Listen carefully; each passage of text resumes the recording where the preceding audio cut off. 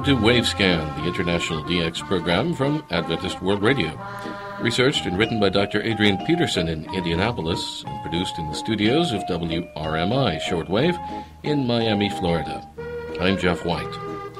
Today on Wavescan, Focus on Africa, radio broadcasting in the land of the mountain lion, Part 1, and our Australian DX report.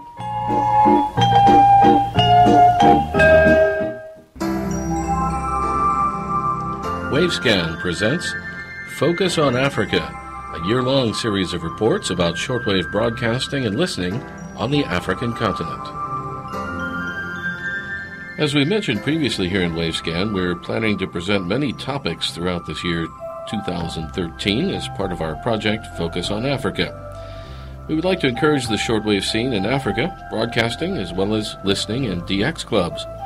And our opening feature today is another interesting topic about radio broadcasting in one of the countries of Africa. The title for this feature is Radio Broadcasting in the Land of the Mountain Lion. And if you've already guessed this country as Sierra Leone, you would be correct.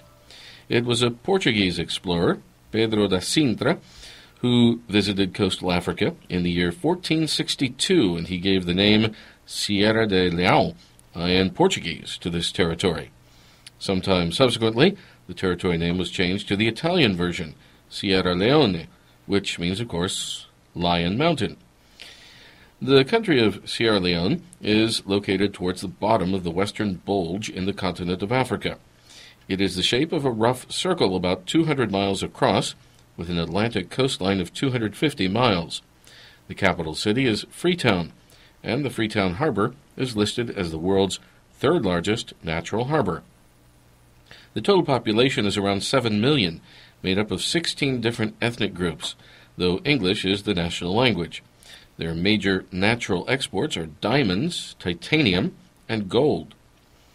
Somewhere around 500 BC, the earliest settlers to migrate into the area were African tribals, and 1,000 years later, this area became a major slave center for the Portuguese, Dutch, French, and British empires. However, on March 11, 1792, England established the colony of Freetown for freed slaves from the British Empire. 16 years later, the settlement was annexed as a British Crown colony. Sierra Leone gained its independence in 1961, and 10 years later it was declared a republic. However, a disastrous civil war broke out in 1991, and this catastrophic era lasted for 11 years, ending only quite recently in 2002. The radio broadcasting scene in Sierra Leone began in the earlier part of the 1930s as cable radio, or as it was known at the time, a rediffusion service. The newly appointed governor, Sir Arnold Hodson, had recently transferred from the Falkland Islands, where he had already established a similar system. The new cable radio for Freetown was inaugurated on May 7, 1934, at 7 p.m., when Governor Hodson spoke into a microphone at Wilberforce Memorial Hall and declared the system open. This was the first cable radio system in West Africa, and subsequently Governor Hodson established his third rediffusion service in Accra in the Gold Coast, soon after he was transferred there to serve as governor. The cable radio system in Freetown was distributed by wire to the residents, and the daily programming was mainly a relay of BBC programming received on shortwave, with occasional local inserts. At the height of its success some 20 years later, the Freetown rediffusion service, with 2,300 subscribers, was described as healthy and vigorous, though it should be noted that reception by cable in the homes could be variable, particularly during the rainy monsoon season. Freetown cable radio came to an end in 1963, soon after independence, by which time radio broadcasting was somewhat regularly in service. Actually, the first wireless station in Sierra Leone was activated somewhere around 1921, when Morse code spark equipment was installed in Freetown. This facility, under the call sign VPU, was installed in the cable terminal of the African Direct Telegraph Company in Freetown. Then in December 1947, a new shortwave communication station was installed in Freetown with a 1 kilowatt voice transmitter, a Marconi SWB-8E from Chelmsford in England. This station, under the call sign ZHV5, was established for inter-African communication with Bathurst, Gambia, Lagos, Nigeria, and Accra, Ghana.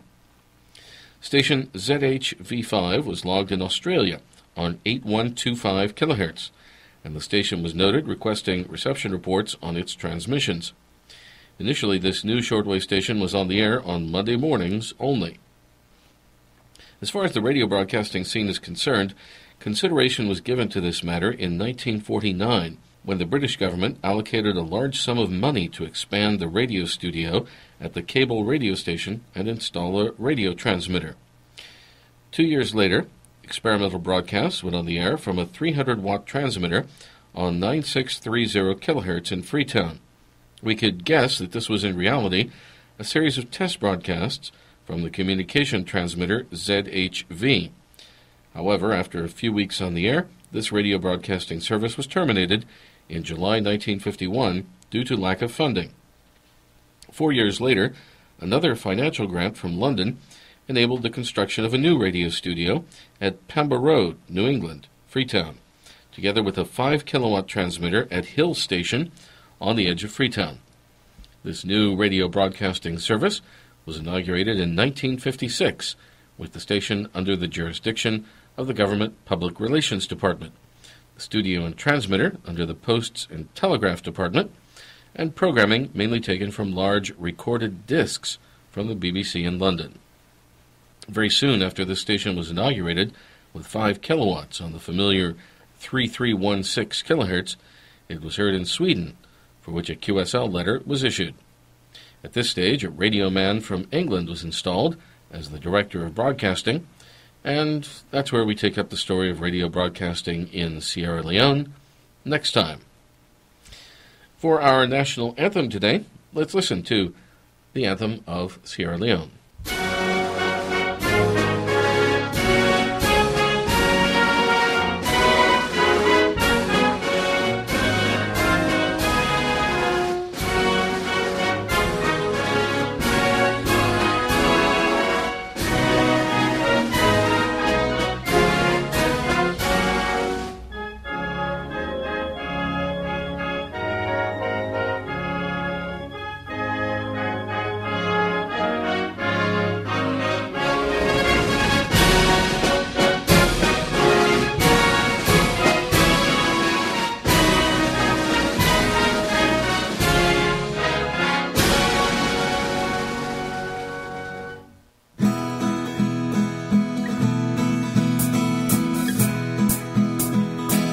You're listening to Wavescan from Adventist World Radio.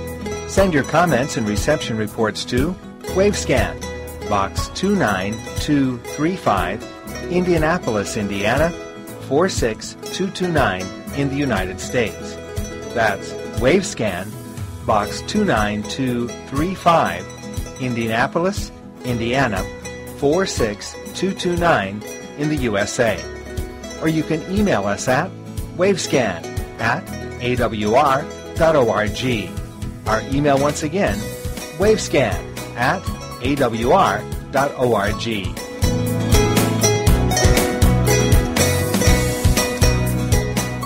Let's go to Australia now, and Bob Padula.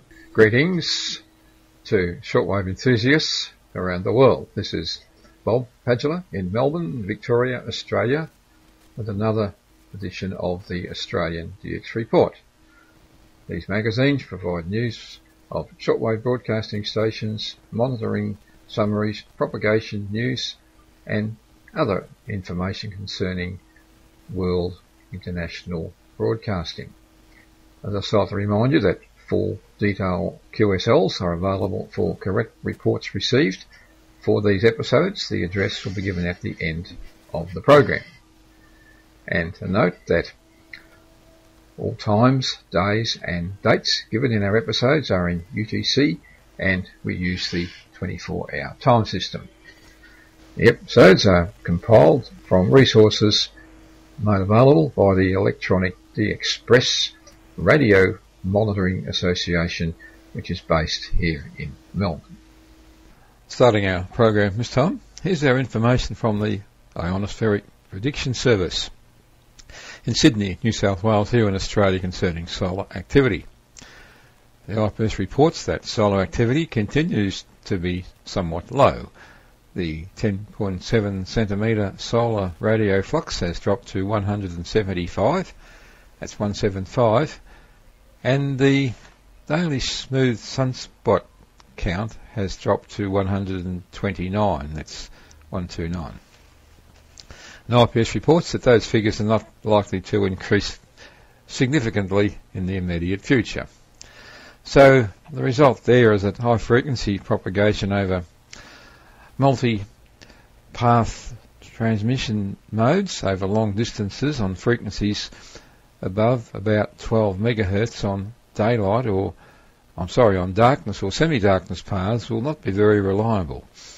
But frequencies above about 12 megahertz on daylight paths on long distance circuits will be satisfactory.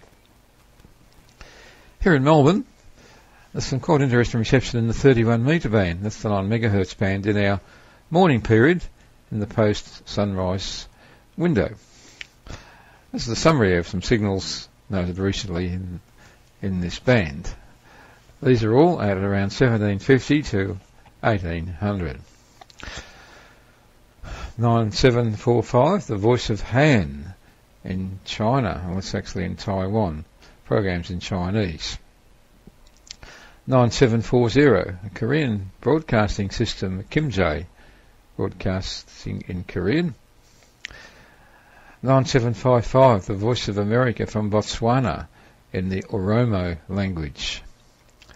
And another frequency for the same program, this time from Werktagstal in Germany, from the Voice of America in Oromo, that's 9860. 9765, Radio New Zealand International in English. 9890, China National Radio Network 13, that's one of the internal services in the Uyghur language. And 9840, Radio Liberty from Byblos in Germany in Russian. And 9790, the Voice of Russia from Moscow transmitting site in Russian. And 9795, Deutsche Welle from Kigali in Rwanda, broadcasting in French. 9025, the Philippine Broadcasting Service, the external service, Radio Filipinos, broadcasting in Tagalog and English, quite good reception. These are all at 1750 to 1800. And just above, 9835, Radio Television Malaysia, broadcasting in Malay, relaying the domestic network. 9850, the Voice of the Islamic Republic of Iran in the Bosnian language. And 9860, I mentioned a moment ago, the Voice of America from Werktagstal in Oromo. And another Voice of America frequency, 9880, this time from Botswana in Portuguese. And 9885, the broadcasting service of the Kingdom of Saudi Arabia, broadcasting in the Tajik language. And 9905, Radio Free Asia at Palau, broadcasting in Chinese. And 9915, the BBC, interesting transmitter usage on this frequency for its Arabic service, that's 1750. Two transmitters, one at Skelton in the United Kingdom, and the other one in Paranol from Cyprus. And 9925, the Bible Voice Broadcasting Service from Werktagstal in Germany in the Persian language at 1750. So that was a summary of some signals noted recently in the 31 metre band here in Melbourne in our post-sunrise period between 1750 and 1800. And good reception from most continents, particularly from the darkness paths from Europe, Middle East, Africa. Now we continue our program with some news about international shortwave broadcasting stations who continue to make frequency changes as we move into the new transmission season. First of all, we have information concerning frequency changes from Germany, Deutsche Welle. All Chinese services from Deutsche Welle have been cancelled. No longer any shortwave from Deutsche Welle in Chinese. And these programs were on the air until January the 1st, between 1300 and 1330 on 9610 from the Singapore relay station, 1300 to 1400 on 11600 from Singapore, and parallel to 13700 from Dubai in the UAE. Now other frequency changes for Deutsche Welle. English 0500 to 0530 to Southern Africa. New frequency is 7425 from Ascension, and that replaces 9800 from Kigali. And the same frequency, 7425, same transmitting site, in Portuguese to Southern Africa, 0530 to 0600. Now frequency change for Radio Japan, NHK World Radio in Portuguese to South America, 2130 to 2200. The new frequency is 11960 from Monsignory, French Guiana, and that replaces 11880 to avoid interference from Radio Havana, Cuba, which also operates at that time in Portuguese. Now some frequency changes or frequency alterations for Radio Taiwan International. In the period from around midnight to 0400. Midnight to midnight 30 on 11655 in Vietnamese. Midnight to 0300 on 9660 in Chinese. Midnight to 0100 on 15440 in Cantonese and Hakka to Central America, and that program was actually from the Family Radio relay station in the USA. And another Family Radio relay frequency is 11565, 0100 to 0200 to South America in Spanish. Now 0100 to 0200 on 11875, Radio Taiwan International broadcasting in English, and 0200 to 0300 on 11995. Interesting frequency usage for Monsignory, French Guiana, South America in Spanish. And from 0300 to 0400 on 15320 from Taiwan in English, and the same frequency, 0400 to 0500 in Cantonese and Hakka. So some frequencies there for Radio Taiwan International, which is making use of a small number of overseas relays to augment its transmissions to international audience. Continue now with some more monitoring observations, again in the 31 metre band, the 9 megahertz band, made here in Melbourne recently, again in our morning period, this time in the post-sunrise window between 1800 and 1830, and these were some of the signals noted in that time period. 9815, the BBC from Cyprus, broadcasting in Somali. 9835, Radio Television Malaysia, from broadcasting in Malay and relaying the national network. 9870, the broadcasting service of the Kingdom of Saudi Arabia, broadcasting in Arabic. 9880, Voice of America from Botswana in Portuguese. 9905, Radio Free Asia from Tinian in the Marianas Islands in Chinese. 9925, Bible Voice Broadcasting Service continuing past 1800 from Wettertal in Germany, broadcasting in African languages. Another interesting frequency noted recently in our mornings has been 11730 in the 25 metre band. This is the Radio Belarus external service from Minsk. Programs in German between 1900 and 1930. And a note about Deutsche Welle, as well as abandoning the Chinese services, the station has also made cutbacks to its English language programs. One of these programs which still survives is 0500 to 0530 on 11800 from Kigali in Rwanda, and 0530 to 0600 on 9800 from Kigali, and again from 0800 to 0830 on 17710 also from Kigali. The languages offered now by Deutsche Welle have been reduced, and they are Dari, English, French, Arabic, Pashto, Portuguese, Swahili, and Urdu. So not many languages now from Deutsche Welle. They are the principal languages currently being transmitted.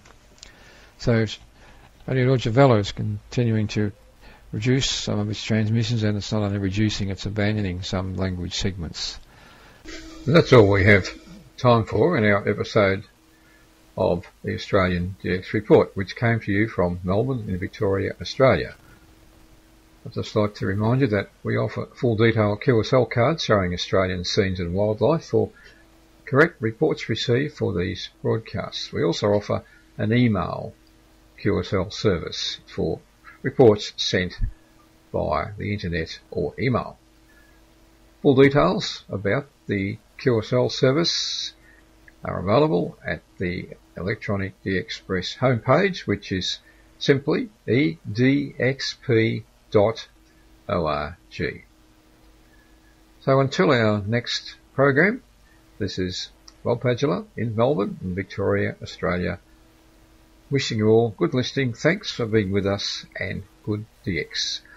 See you soon. Thanks very much, Bob. You're listening to Wavescan from Adventist World Radio. 2 hurricanes at the end of October last year struck heavily populated areas in the United States and India, causing disastrous damage and hundreds of deaths. Hurricane Sandy came ashore on the eastern coast of the United States, and it's described as the largest hurricane ever to strike North America. This massive weather pattern covered more than 1/3 of the continental U.S., reaching from the eastern seaboard well into the Midwest state of Illinois. In India, at the same time, another hurricane, or strictly speaking a cyclone, struck the central east coast of the Indian subcontinent. Cyclone Neelam also caused widespread damage in an area that periodically suffers the onslaught of these massive windstorms. Jos Jacob, VU2JOS, reporting from the National Institute of Amateur Radio in Hyderabad, states that All India Radio on both medium wave and shortwave provided special radio coverage during the emergency. He states that AIR Hyderabad, with 200 kilowatts on 738 kilohertz medium wave and 50 kilowatts on 4800 kilohertz shortwave, provided emergency coverage, as did Vijayawada, with 100 kilowatts on 837 kilohertz, and Vishakhapatnam, also with 100 kilowatts on 927 kilohertz. Jos Jacob also states that AIR Chennai operated 4 medium wave channels and local shortwave with their own diesel generators, but the international shortwave service with 100 kilowatts on 7270 kilohertz was off the air. The New York medium wave station WINS with 50 kilowatts on 1010 kilohertz was off the air due to equipment damage, and they invited listeners to tune to sister station WCBS on 101.1 megahertz for their storm coverage. However, as Net News stated, the emergency programming was heard actually on station WXRK on 92.3 megahertz FM. New York's medium wave giant WNYC was also silenced when the transmitter area was flooded and the emergency programming was transferred to an FM channel. Radio World reported that medium wave WOR, with studios in New York and transmitter in a low-lying area near Rutherford, New Jersey, remained on the air with the usage of its emergency power generator. The water flood line came very close to the transmitter building. Several news reports tell of the loss of the sailing ship Bounty, a movie replica of the original HMS Bounty of Pitcairn Island fame. The modern replica was around 90 miles out at sea off the coast of North Carolina. 17 crew members were rescued by Coast Guard helicopter, but the captain and one crew member were lost when the ship sank. Robert Wilkner in Florida reported that he heard several area-wide radio stations on the air with weather reports and emergency updates at the time of Hurricane Sandy.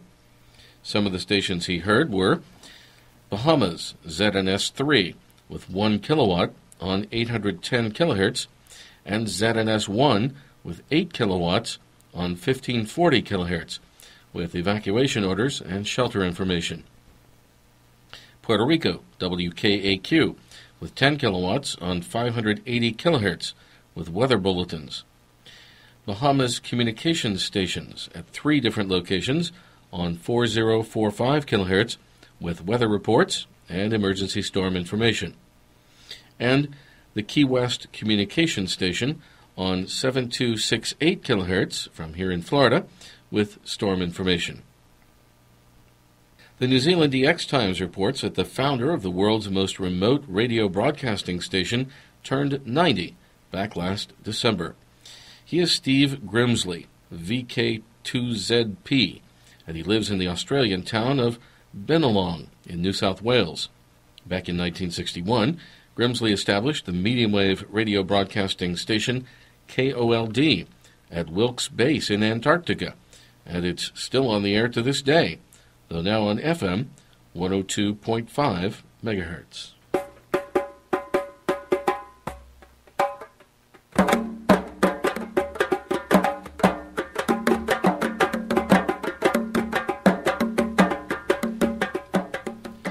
And we end today's edition of Wavescan with some percussion music from Bamako, Mali. Thanks for listening to Wavescan, the weekly DX program from Adventist World Radio. It's researched and written by Adrian Peterson in Indianapolis. Next week on Wavescan, 100 Years of Wireless and Radio in Bulgaria, Part 3, the early shortwave scene, and our Japan DX report. If you'd like a Wavescan QSL card, the address to send your reception reports to is Wavescan, Box 29235, Indianapolis, Indiana, 46229, USA. That's Wavescan, Box 29235, Indianapolis, Indiana, 46229, USA. You can email us your comments and suggestions about the program to wavescan@awr.org. That's wavescan@awr.org. I'm Jeff White at WRMI in Miami. Till next week, good listening, everyone.